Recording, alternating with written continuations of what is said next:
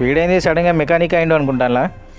అట్లా ఏం లేదు మామ, వర్షాకాలం కదా, బండి పెట్రోల్ ట్యాంక్లో కొన్ని వాటర్ పోయినాయి, బండి స్టార్ట్ అయితే లేదు.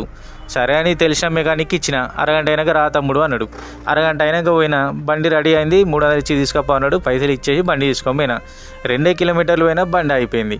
అరే ఇప్పుడే చేపిస్తుగా అని చెప్పి మళ్ళీ 2 కిలోమీటర్లు దొబ్బుకుంటూ వచ్చి మెకానిక్ ఇచ్చిన. చేసి పెడతా అన్నాడు. పొద్దున్న సాయంత్రం దాకా ఉంచినా చెయ్యలే. ఇక నాకు కోపం వచ్చి మనకు బండి లేని అడవదా, ఇంకో మెకానిక్ ఇచ్చిన. ఆయన అదొకటి ఇదొకటి గెలికిండు, రడీ అన్నాడు. మళ్ళీ 150 తీసుకున్నాడు. మళ్ళీ 2 కిలోమీటర్లు పోయినా మళ్ళీ అయిపోయింది.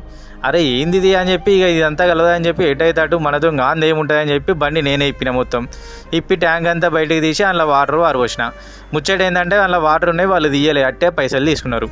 ఇదంతా ఎందుకు చెప్తున్నా అంటే, నేను షోరూమ్కి పోలేక కాదు, 200 పెట్రోల్ వేసుకొని షోరూమ్కి పోవడం ఎందుకు, తింటే మనోడే తినని అని చెప్పి లోకల్ మెకానిక్ ఇచ్చిన. ఇస్తే మనోళ్ళు చేసే పనులేమో గిట్లుంటాయి. అందుకే నేను బరాబర్ ఎక్స్పీరియన్స్తో చెప్తానా, మనోళ్ళు లేదు మంది లేదు, ఎవరు జెన్యున్గా పనిచేసేవాళ్ళు లేడు. మీ బండ్లను నాశనం చేసుకోకుర్రి. చక్కగా ఏ రిపేర్ ఉన్నా కూడా షోరూంలోనే వేయండి తప్ప, రూపాయి ఎక్కువైనా లోకల్ మెకానిక్లకు ఇస్తే మనోడుగా అని చెప్పిస్తే ఈ పనులు చేస్తారు. దరిద్రానికి నాకు తగ్గట్టుగా అందరు దొరుకుతారు. ఈ మెకానిక్లు కూడా అంతే.